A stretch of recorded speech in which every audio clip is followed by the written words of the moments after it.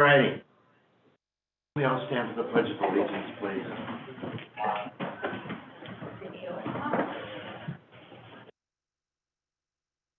Pledge allegiance to the flag of the United States of America and to the republic for which it stands, one nation, under God, indivisible, with liberty and justice for all.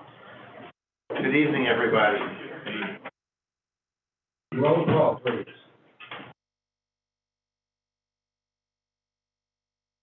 Director Asner? Here. Director Byers? Director Faulkner? Here. Director Hudson? Director Moeller? Here. Vice President Petroff? Here. And President Cuneo? Here. All right. We have no public comments. Right. Someone like to make a motion to approve the agenda, please? So moved. Okay.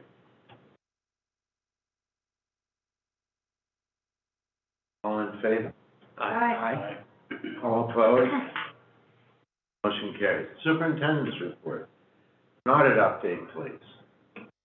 Dr. Fogg has an update for us on the audit. Thank you. Good evening, President Cuneo, Vice President Petroff, Board of Education, and Dr. Keenan. My name is Jeff Fogg, and I'm the Chief Operating Officer. Slide, please. The purpose of this presentation is to update the Board of Education on the financial audit for this past fiscal year ending June 30th, 2022. Next slide, please. Why do we have a federal audit, or why do we have a state and federal audit? What do we need to do? So DESE, Department of Elementary and Secondary Education, and the state of Missouri require all school districts to be audited annually and report out as well. Federal requirements also require any district that expends $750,000 of federal funds during the fiscal year must have a single audit as well, and that is to ensure compliance. And then submission and reporting. The annual audit must be approved by the Board of Education annually by December 31st, and after that, within 30 days, we post the financial statement for our district within the local paper, and that's the St. Louis Post-Dispatch. Slide, please. And so, as approved last spring, we have new auditors, and so we've been transitioning to them this past year. Clifton, Larson, Allen are our new auditors. One of the big things when you have new auditors is that transition. And so we were both worried about that, but we've had several meetings, and that transition has gone incredibly smooth. So we're excited about that. It was a lot of us learning what a new auditing firm looks like, what they're looking for, and a lot for Clifton, Larson, Allen to understand what we do as a unique district. They audit other school districts, but we're so unique in what we do, it took a lot for them to learn that. So it's been a very good, very smooth transition. You'll see two names on the auditing team side, Andrew Zebel and Nick Torito. Andrew is our engagement principal, so he's in charge of our audit, and Nick Torito is the senior in charge. He has been on site for the majority of the time, and they've both been on the audit committee meetings. And then on the right side, you can see the credentials. Next slide, please. So the audit, we've been working on the audit for a little over 5 months now. The audit began June 1st with interim work. That's a lot of forms, letters, pre-documents that we can have ready for the end of the year. And so we closed the year June 30th. July, August, September, and October is when the audit work continues or starts or begins. Auditors are on site in September, and then we have our audit committee meetings, which we've had 2 of them already in October, and then final audit approval in November. Next slide, please. So our first audit committee meeting was October 17th. We covered the financial statements. We talked about internal controls, compliance, and federal programs. Clifton, Larson, Allen was good with all the preliminary reports and continued on with the work. One addition this year in the audit will be the addition of leased items that we do, leased contracts. And that's new this year for everybody. We had to add that in per GASB, which is Governmental Accounting Standards Board, for their requirements. And those just were added into the financial statements. So it's not a big change, it's just a change. Next slide, please. And then next steps, yesterday we had our second audit committee meeting on October 31st. We provided a draft of the audit, and then CLA, Clifton, Larson, Allen, provided an unofficial opinion, and that unofficial opinion is clean, and there aren't any concerns at this point. So they are happy with where we're at. Clifton, Larson, Allen will complete compliance and testing on the remaining documents, and then get that back to us for final audit approval on November 15th. So we're on track for that. Prior to that, we'll provide audit information and documents to the committee as well, so that they can see that prior to board approval. But again, as shared with the committee yesterday, our auditors have no concerns at this time. Next slide, please. I'd be more than happy to answer any questions at this point. I just, more of a comment. Nick, I was asking him how everything good. He's like, hats off to you and Jenny Jenkins for all the work you've been doing. That is like, it's not a small amount. And they've been great to work with. And Thank you. good. I just have a quick question, it's not, we had been with the other auditors forever, and we've switched. What was it like, you know, I mean, because I'm guessing one set had certain things that they wanted, another set would have a different set of things that they're looking at. How much longer did the audit take? It's taken about the same amount of time. We're full accrual, so that takes a little bit longer every year. But really, they asked for a few different things than what our previous auditors did. And they didn't ask for some things that our previous auditors did. So it was just following through that. But it took about the same amount of time, just a lot more communication as we went along. When they would ask for something, it would be, okay, that's what you mean. And so then we'd pull that report. Thank you. Yeah. Any other questions? Thank you. Thank you. Second, paraprofessional and teacher incentive and support initiative.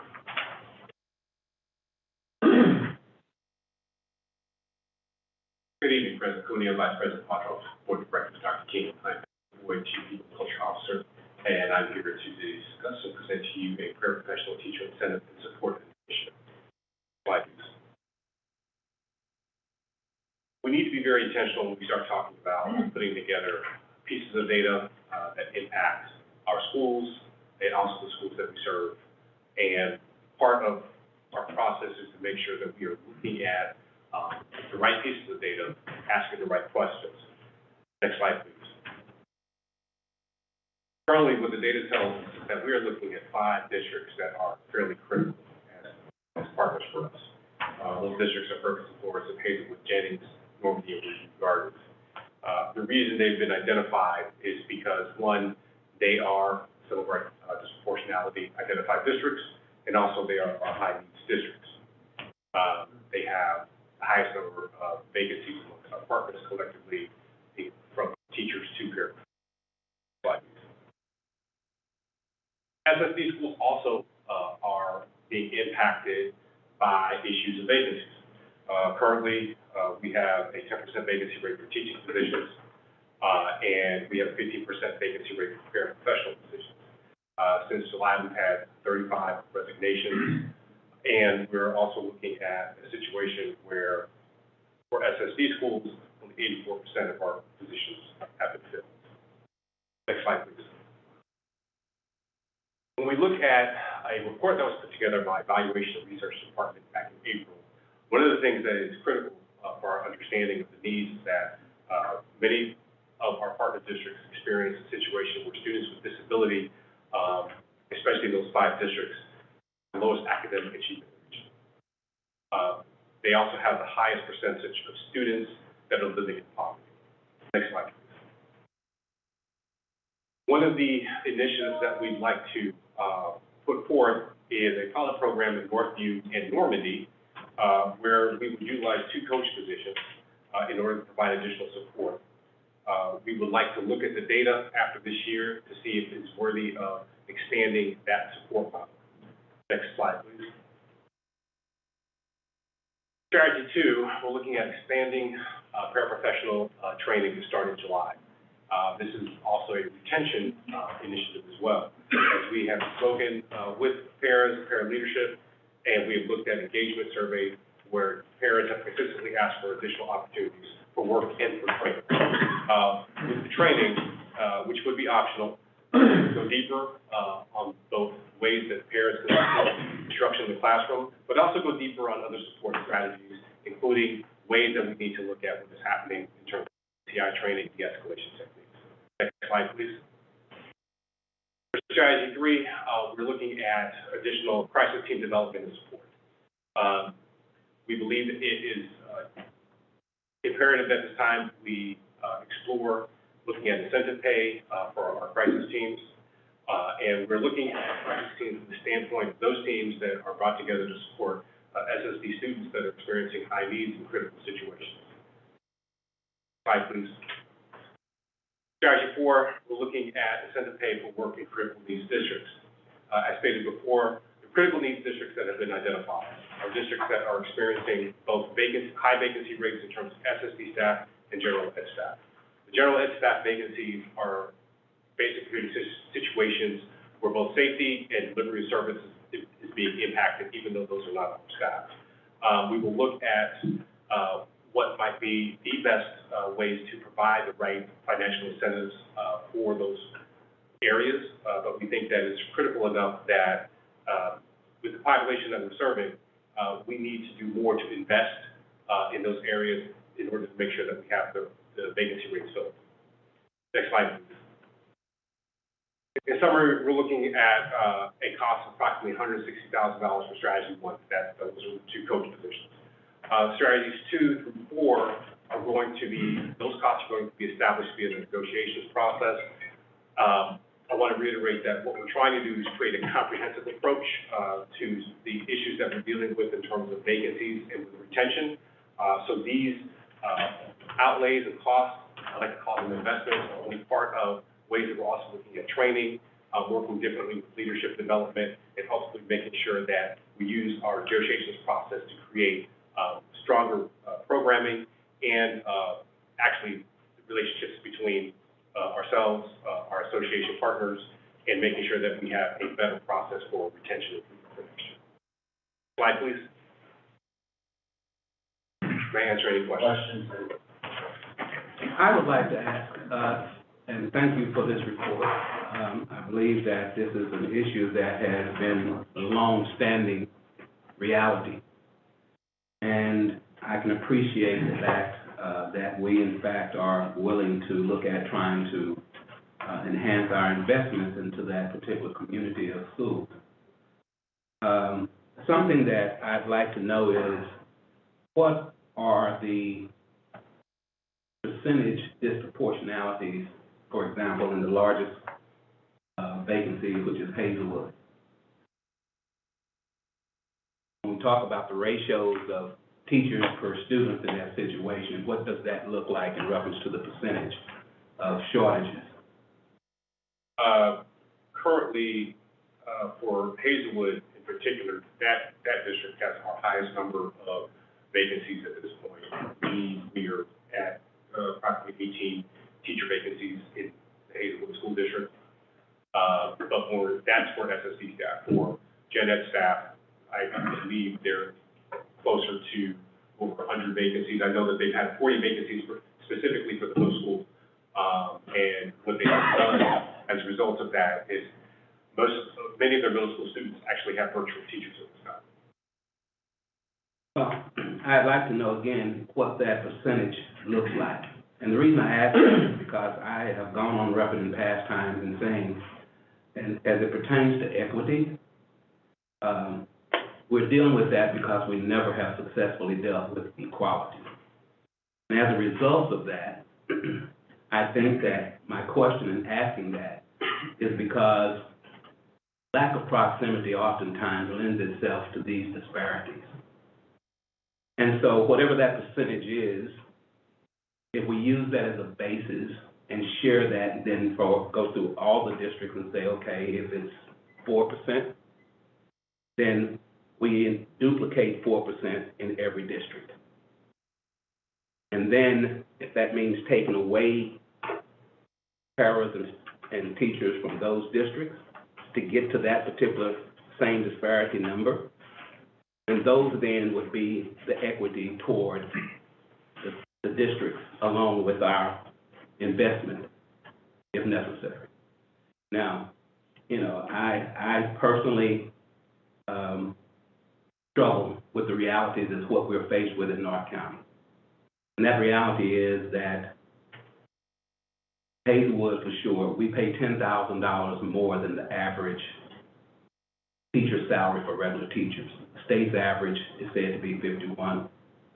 And so what we're finding ourselves focused with is the lack of our abilities, even to the point of equality in that situation. We're having to pay more to get teachers already. And now we're having to, in turn, invest even more than that. So I think that sometimes, if we're sincere, then let's firstly establish equality, meaning that everybody shares the same percentage of disproportionality or in reference to those numbers.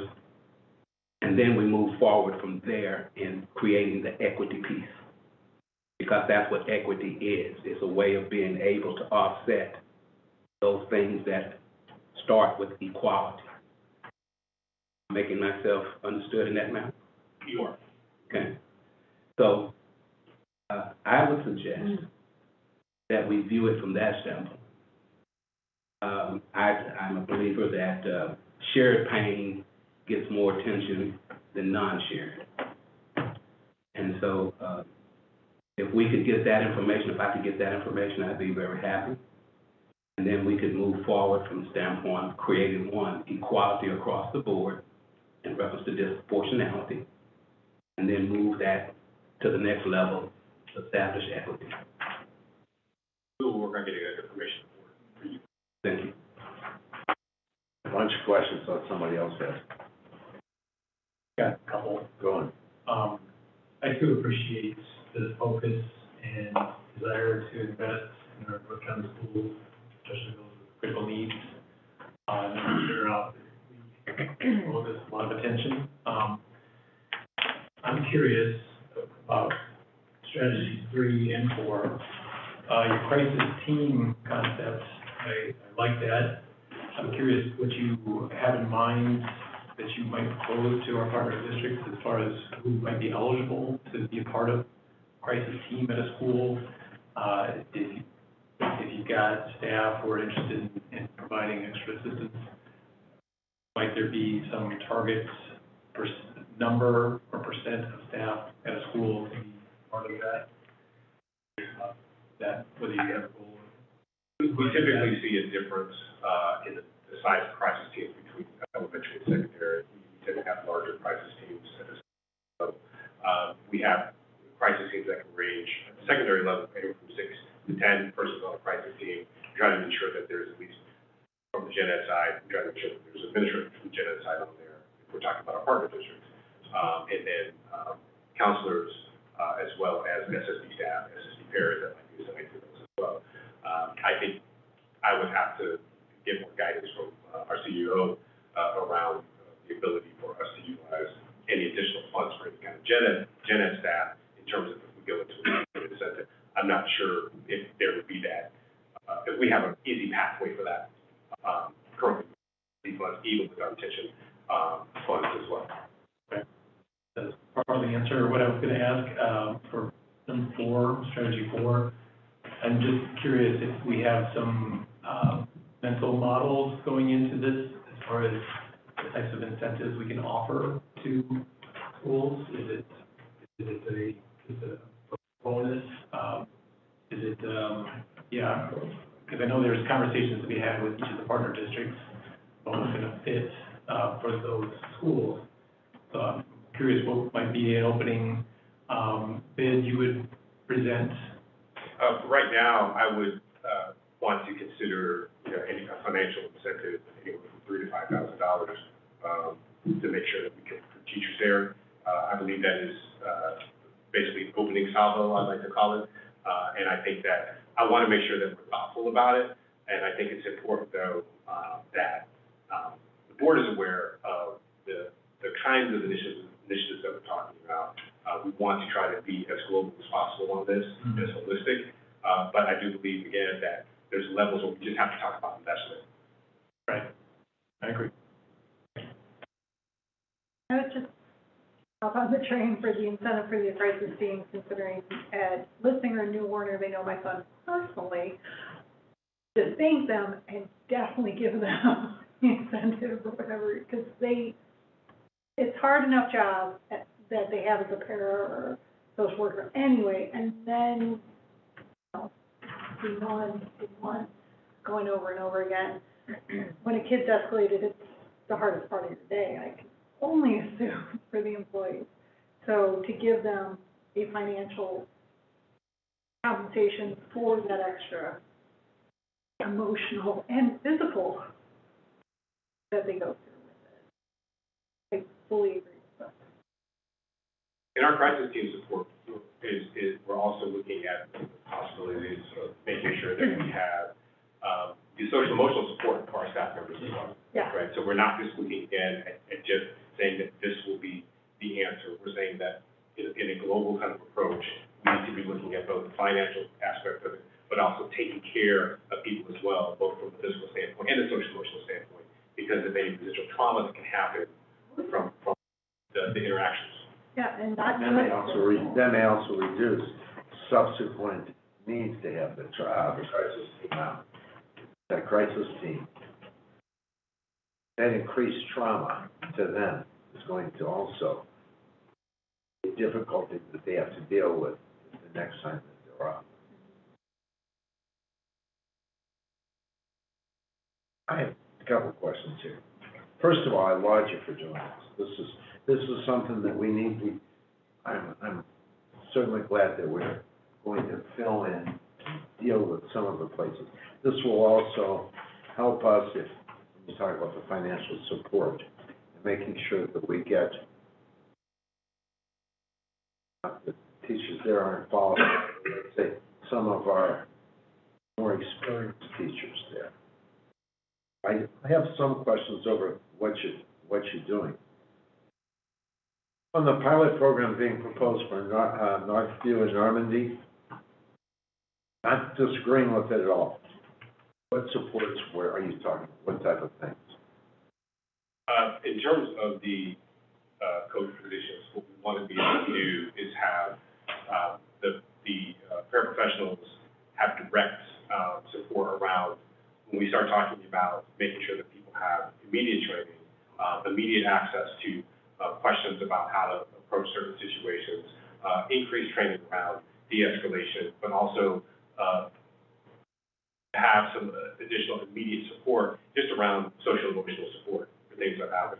Right now, we're recognizing that we're going to have to do a better job of making sure that we're having a follow-up with our staff members that are involved in incidents where if there's not necessarily physical injury, there could be definitely, again, going back to the idea that there could be some psychological trauma, there could be, a lot of exigent circumstances where people need that support. It wouldn't be bad to have a de-escalation afterwards. In other words, to have the individuals involved in the trauma all meet together to do a de-escalation. That's part of the protocol with the, Yeah, that makes sense. part of the protocol. It's adhering to it, and also the coaches will be able to provide that direct support right away. A person that knows you, that has worked with you before, that you look to for guidance, who can say, yes, this is a hard job, it is not bad, it's not okay. The other, on strategy 2, the July para training, love the idea. Here's what I would like to see happen. I love the idea enough that we're doing this for North County. I would love to see, if this works, to have this for all of our paras. And the reason why I would like to see that is if it would increase retention, we're going to save it. Because the amount of money that we spend in training and getting people ready is astronomical. And to have them leave after a year or two. I mean, if the additional training and additional month of employment would be needed in keeping people, I think that's money well spent. And I think in the long run, it's not going to cost us. We may actually end up saving money to do that. Last thing that I wanted to know is, can we figure out, before we start this, a way to track it data-wise. And I would like to be able to say, after you do this for a year, this worked, and if we would pick out whatever factors and going through our research department now, setting up the factors before we even do this. In other words, has this increased our overall retention if we do this? Has it increased retention in North County? If by starting people in July, did that increase people staying in North County? If the incentive works, did that increase people willing to go in North County and not move somewhere else when we have our job fairs? I don't know what factors you want to deal with. Even if you want to deal with, factors, student factors. Did it decrease the number of suspensions, expulsions from North County schools, which would be nice, because then we could pay for it with disproportionality funds. But, I would like to see that data, because when we come back, it would be nice to be able to say, this was money well spent. On surface, this all looks fantastic, and I'm sure it's gonna work. I just would like to be able to justify later data saying this made. And the way we would do that is working with the research department, coming up with the factors now, putting the factors together now, not doing it post hoc. No, absolutely.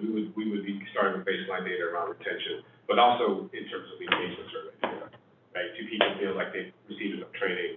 Do people feel like they are engaged? Do people feel that they receive all of the training necessary to do their job well? So we've got some data pieces from which we can say, okay, this is where we landed, even just in terms of engagement survey repairs. I mean, this clearly is something that would be publishable. I mean, because, well, it's a hot item right now.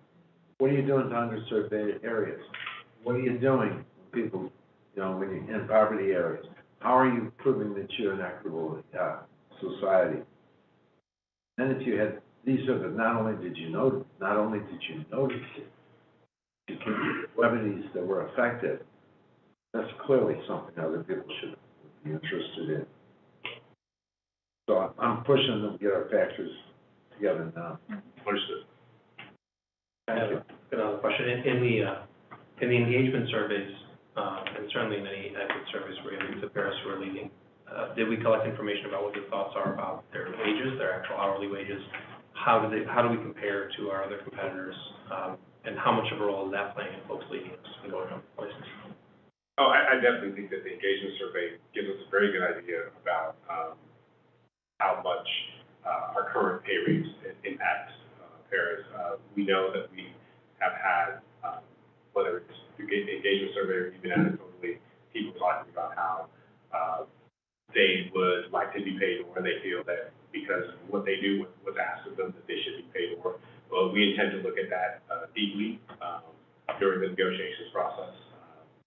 We have been working on some particular models about looking at the change in the parent pay schedule, including to take into consideration potentially looking at parents with bachelor's degrees and master's degrees.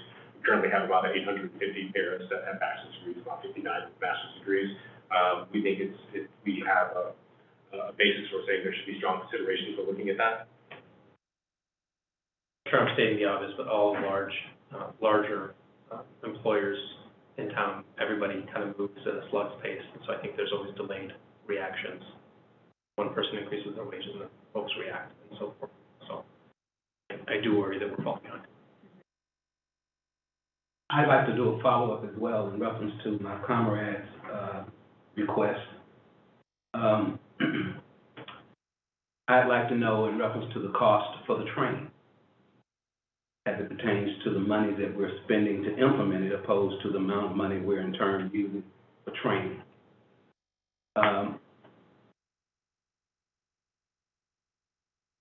I have some scrambled emotions about training, because it seems as though that throughout time, one of the ways that we have as a society attempted to deal with the issues that oftentimes come down to ethnicity differences is that we have to train people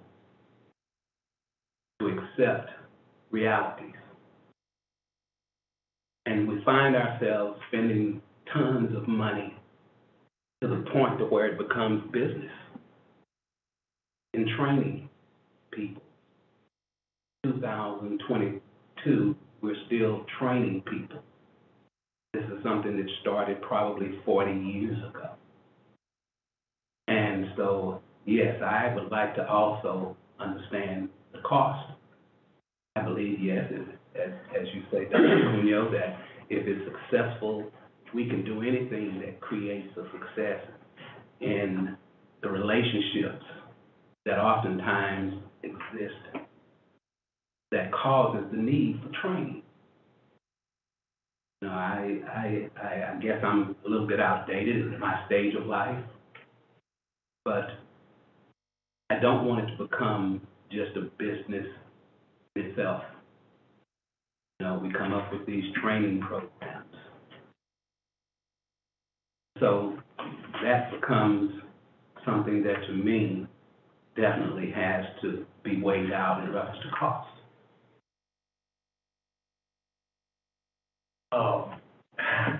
Maybe it's a conversation topic for us later, but I do care to share, being in the classroom for a couple decades and experiencing as a teacher, a gen ed teacher who's in a cooperating teaching arrangement in the classroom, with all kinds of needs and strengths and so on.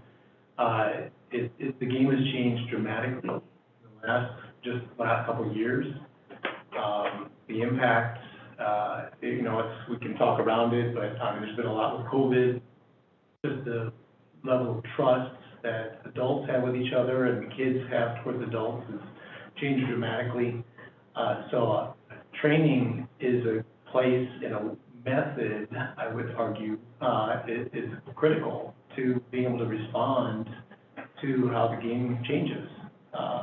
And so I would speak wholeheartedly on how, and I feel like our staff does an amazing job of bringing an equity framework together to address a lot of the changes that our kids are experiencing and bringing to the classroom, and where our adults are trying to manage relationships with students. So it is I would claim a very critical piece that I would not want to disregard.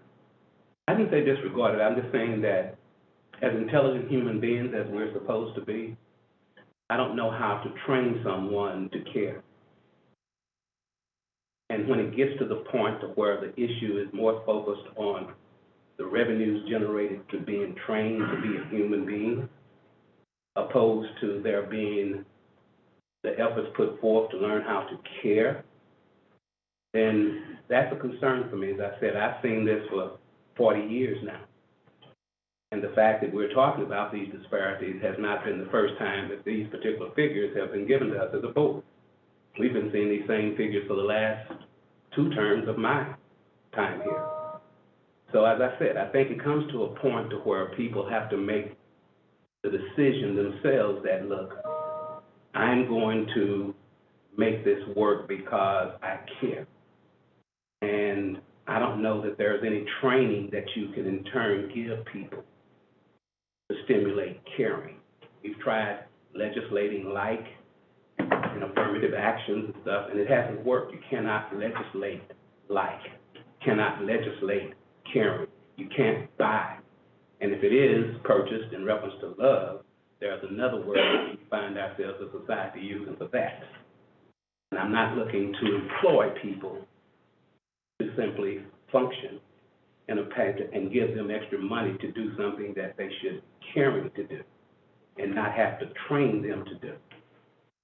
With respect, and please correct me if I'm wrong, I believe this is training about, I'm assuming skills in order to better work with our students and their developmental needs and their special needs as it pertains to how to help them with any challenges with learning and behaviors in the classroom. Mm-hmm.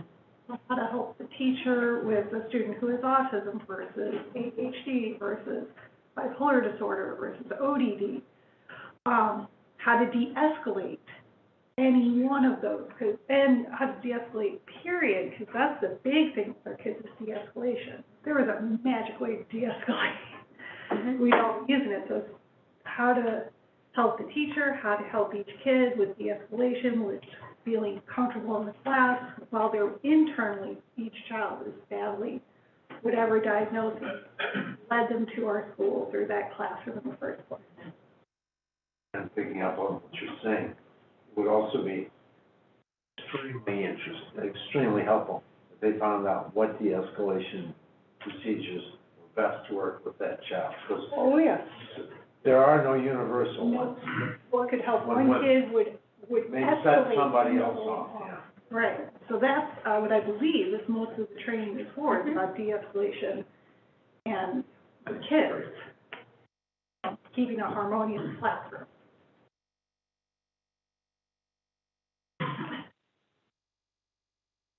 Thank you. Next, I believe I have on the list, request for a principal position at the JDC. Dr. Redsby. Good evening, President Cuneo, Vice President Potroff, Board of Directors, Dr. Keenan. My name is Kelly Grigsby. I am the Executive Director of Schools Programs, and I'm here tonight to talk to you about requesting a position at a full-time principal position for juvenile detention. Next slide, please. Currently, we have a position that is split between, our course position is split between Lakeside School and the Juvenile Detention Center, allowing for a .5 at each place. We're requesting tonight to move the position at Juvenile Detention Center to a full-time position, and I'll talk to you a little bit about that in just a second. If approved by the board, we would be posting immediately with a hope of having a full-time administrator in place there after the first of the year. Currently, we have 3 veteran administrators subbing in that position to equal a full-time administrator, so we have someone on site all the time. Next slide, please. So our goal here would be to provide consistent and stable leadership. So as we have moved through the last year or so, we've been brought into the consideration of the current engagement and climate. And what we found is that a full-time administrator really would be on site supporting staff. It's a high-needs school. We have a lot of transition of students in and out. We've also had a recent change in the students that are attending the Juvenile Detention Center, as the adults that were previously, the 17-year-olds that were previously housed with adults over in the adult correctional facility are now staying in the juvenile detention facility until they're 18. We also have had an increase in number of students that are being certified as adults, and an increase in the population in general. We have clearly safety and security measures, so there's a high level of need to collaborate day-to-day with detention staff, along with our staff, to make sure that detention staff and our staff are safe as well as other students. Plus, we're looking for improved student outcomes, with a major focus on academics and then transitioning for students who do transition back to their home districts and back into schools.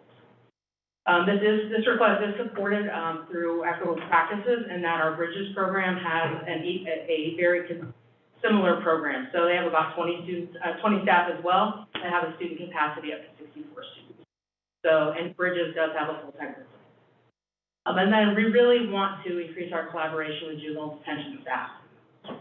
So, I cannot stress to you enough the amount of work that needs to go into safety and understanding, collaborating, to make sure that we're providing the best supports for students. We're collaborating with DJOs, with court staff, as well as detention staff, and just supporting our staff in general. Really need to be on site day to day to do that. The cost, next slide, please. The cost to us would be projected at $140,000, which $115,000 would be salary, and then benefits is $26,000. Do you have any questions? I think this is a great idea. You sold us before. Well, then why didn't you tell me that? I just would have said. You sold us before, you didn't need it. But it was a great presentation. You have no questions. And we always love hearing. Oh, thanks. Dr. Bachner, I appreciate it. All right, good. Thank you.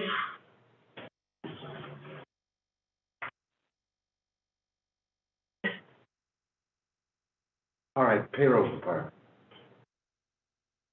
You're back. I am back, yes. Thank you. Good evening again, President Cuneo, Vice President Potroff, Board of Education, Dr. Keenan. My name is Jeff Hogg. I'm the Chief Operating Officer for the district. Next slide, please. The purpose of this presentation is to highlight a need and a request for an additional payroll analyst and additional payroll clerk. Next slide, please. So as you can see on the screen in front of you, the current makeup of the payroll department, we have a manager and assistant manager, we have 1 analyst, and then 4 payroll clerks. And I'll get into the job responsibilities and duties of the analyst and the clerks and the request, the reason for the request. Next slide, please. Some current processes, just kind of a snapshot of what payroll does. They process 5,900 paychecks semi-monthly, so almost 12,000 paychecks a month. The last 2 summers, we've been fortunate enough to give out a stipend, and that's an extra payroll as well. We run 27 regular payroll runs throughout the year and approximately 75 manual check runs for undelivered payments. And that can range from somebody who's moved and not changing address or changed a bank account and not updated that as well. So those are 75 additional manual roles there. Next slide, please. And so the first position being requested is an additional payroll analyst. And the reason for that is some of the current job duties are contracts, reconciliations. This person audits new hire information to make sure that our new hires are getting paid timely and correctly right off the bat. They reconcile payroll between WFM and Larson. Those are our 2 systems. WFM is our time, and then Larson is our finance system. And so that person reconciles through there. They calculate all payments for employees on leave. And that's where this request is going to come in. I'll get into that on the next slide. Garnishments, those change monthly with additions and with changes, and then monthly, semi-monthly reporting. And then they process new hires and resignations, and you can see the numbers just since July 1. And so those are additional entries as well. Next slide, please. And so, as you can see, the request for this position is because of an uptick in leaves, actually an uptick, a major increase in leaves. And so, as you can see, we processed for the year 21-22, 1,115 leaves. This year already for Q1, we're looking at 435 leaves.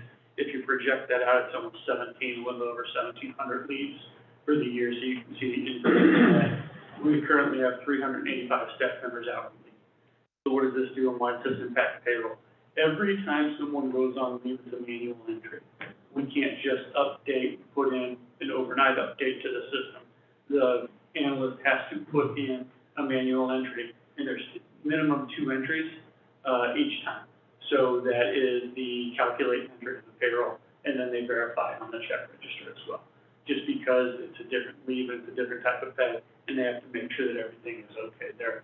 With the amount of leaves and the increase, we're looking at an additional 2 to 3 days per pay period, so 4 to 6 days, additional days of work for every month there. So with that being said, the reason for that request is not only the jobs on, or the responsibilities on the previous page, but just a major increase in leaves that has really impacted the ability to get some other work done in that department. Next slide, please. And then the second request is for a payroll clerk. Payroll clerks are they do the auditing of time and attendance. So they do that for every employee of the district. So 6,000 employees, they do that twice a month. They not only do that, but they calculate and enter miscellaneous timesheets. Miscellaneous timesheets is going to be the reason why we're requesting this, because we've seen an increase in that as well. And they not only do that, but they do the attendance corrections. They do all direct deposit information. They do all W-4s and all wage verification as well. So they also look at all reports, and anytime there's mispunches, they contact that employee so the employee doesn't get short pay, that everything's correct, and that they are paid in a timely manner for the stuff, for the items that they work. So then they also report and verify absences, and then they are the first people to pick up the phone when any of our employees have a payroll question. Next slide, please. And so again, the reason for this request is we've seen an additional 450 timesheets per pay period as we've moved into this year, and there could be multiple entries on each timesheet. So we're looking at about 1,600 manual entries per pay period. Some of the reasons for this is some of our pairs provide registered behavior technician services, RBT services, on an hourly basis, not a full-time basis throughout the day. But when they provide those services, they're allowed to fill out a sheet, and they're paying increases for that hour. And that's great, but when they do that, it's an extra additional manual entry for our clerks. And so to ensure that our RBTs are being paid in a timely manner, they have to manually enter that. It takes about 10 to 15 minutes per sheet to verify, adjust, and put that in the system. And so as you can see, we've seen quite a bit of increase. We've seen some increase in manual substitution sheets as well. So because of the sheer amount of time due to the operating systems now and the way we're doing it, we're requesting these 2 positions. Next slide, please. And so what this allows for accurate payment of employees. It allows for customer service. That's a big push for our department to choose customer service for our employees. It'll reduce overtime and extra work in payroll, and then it'll really accommodate last-minute additions and corrections. Plus, it would be supportive of our current payroll department, who's stretched very thin at this point. Next slide, please.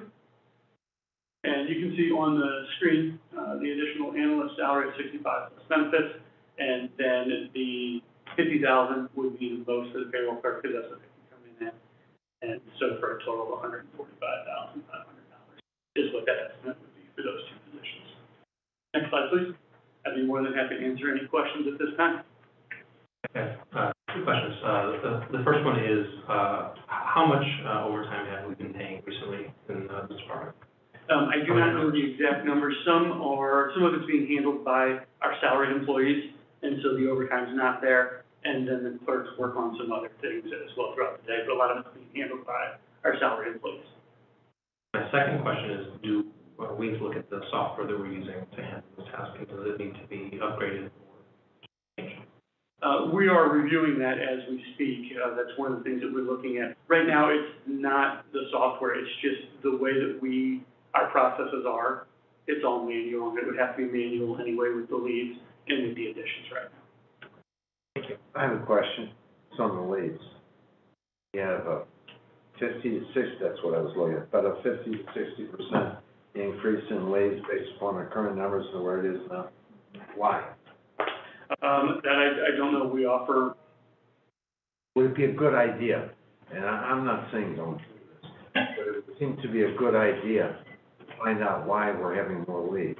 And to find out if this is like the bubble in the python, that whatever this factor is, if it leaves, now do I have 2 extra people that I don't need, that I gotta get rid of by attrition sometime?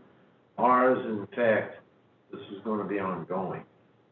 It might be a good idea before we put 2, once we put 2 people on, we've got 2 people on nearly forever. So it might not be a bad idea to take a look at why those leads are, because that seems to me, from what you said, the major reason why you're going back and saying you need these individuals. I'd be curious if the leads were because of childcare needed, because of COVID. Yeah. That's what I was Those would have thinking. to. And that's something that's going to end soon. I know now it's SSD, but it was childcare because of COVID. At least that's what my understanding was the majority of leads. And the other way is we're doing it is now it's not being handled in HR or OESC as much as it's in payroll. So even we're seeing a greater amount of work and manual entry from there.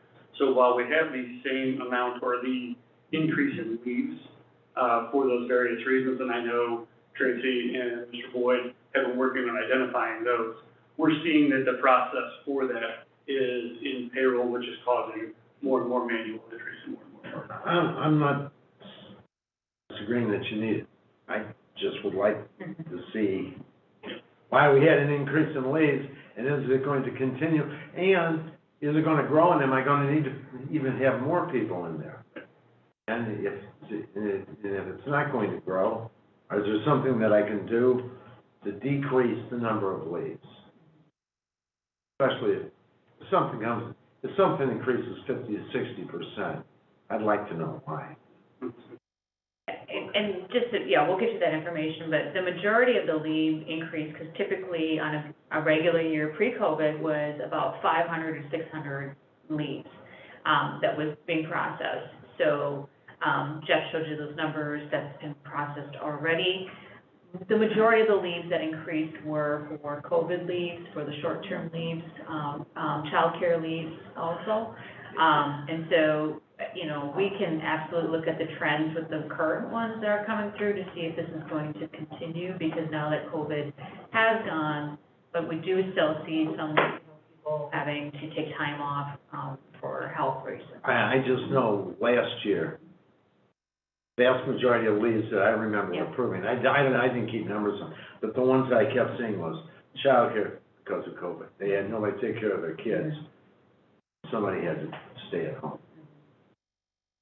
I have a quick question about, two computer systems, the WFM and the Lawson.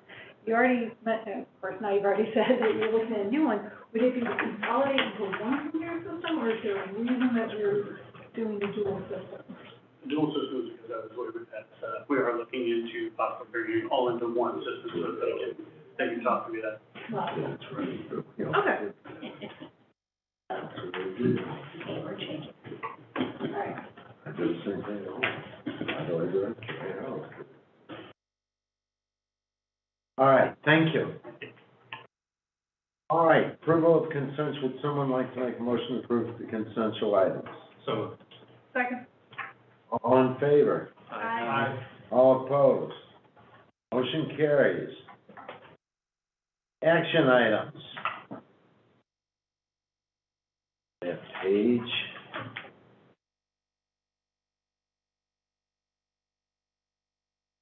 Look.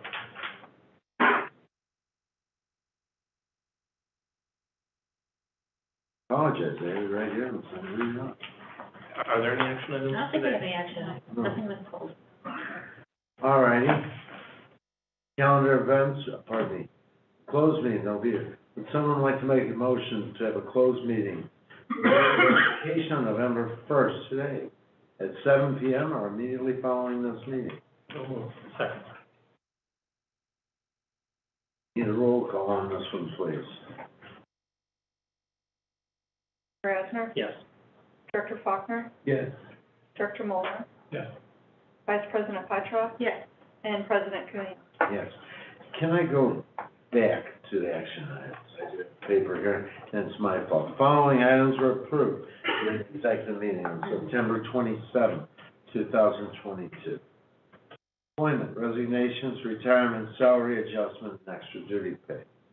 Termination of employment and contract release requests.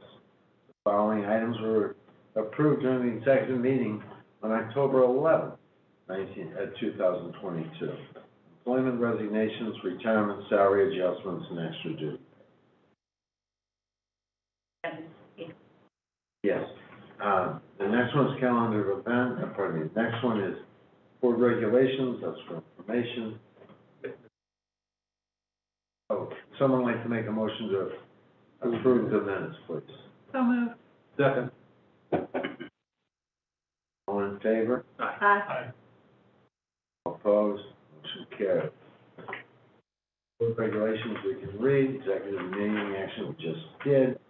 Board communications, anybody want to say anything during this period? I do. I just want to thank everyone at New Warner who helped out with the transition fair.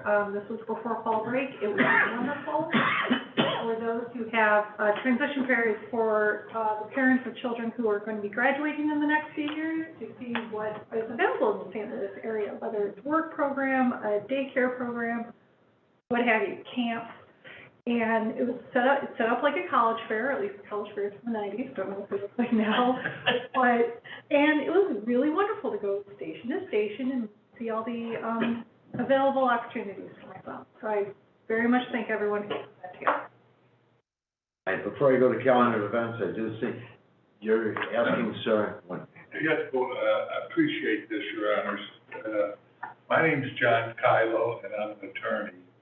I did talk to Charles Jelinek, who's counsel for this board and for counsel for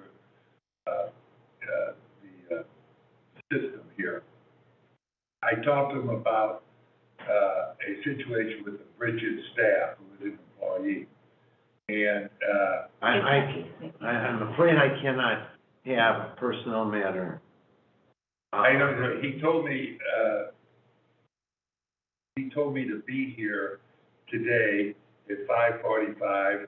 I was here at 5:35, and I couldn't get into the building. Luckily, a maintenance man was down there, and he let me in here a little after 5:45. But he said to me to get here and talk to you for a minute and see if you would delay any action on Bridget's staff, if we can delay. We can't. I can't discuss personnel matters at a meeting. Well, how would we go? Public meeting. Pardon? He said to be here at 5:45 just to bring it up before you. I I can- enjoyed I can this ask- meeting, by the way. As an attorney for 50 years, I really enjoyed this meeting, but and what was said, but I think we have a personnel matter here that's critical. I'd like to, So, sir, We have to the only adjourn issue is we're in an open Yeah. meeting. I'll tell you what, let me We do can't calendar discuss. events, we can adjourn, and we can discuss it then. That was gonna be my We have a question, minute. we'll discuss after we close the meeting. It's the public Calendar, forum here. yeah, calendar events, we can, I can't discuss personnel in an open meeting, but okay, talk afterwards. thank you. Calendar of events, everyone can look at their own. Would someone like to make a motion to adjourn? So moved. Second. All in favor? Aye. Aye. All opposed? Motion carries. Now, sir, if you would, the Well, meeting is I- over.